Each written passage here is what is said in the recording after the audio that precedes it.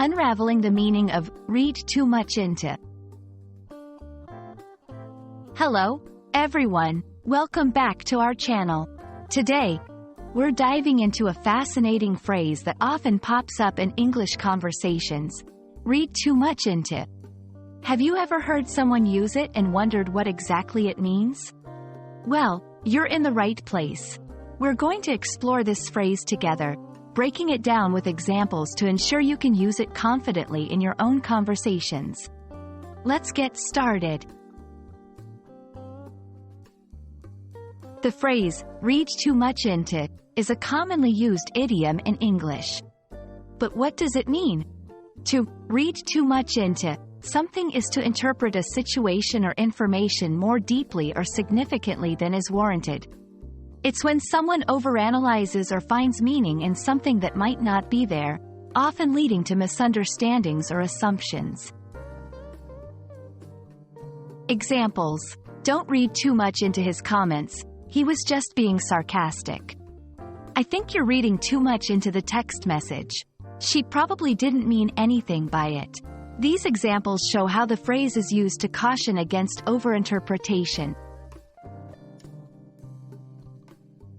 Casual conversations. In casual conversations, read too much into is used to advise friends or family not to overthink things. It's a way of saying, take it easy, or don't overanalyze.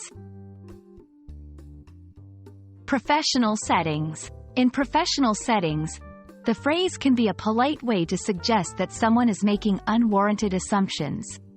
It's used to steer conversations back to a more objective or factual basis. Self-reflection. It can also be used for self-reflection. Recognizing when you're reading too much into situations can help in managing anxieties or misinterpretations. Overuse.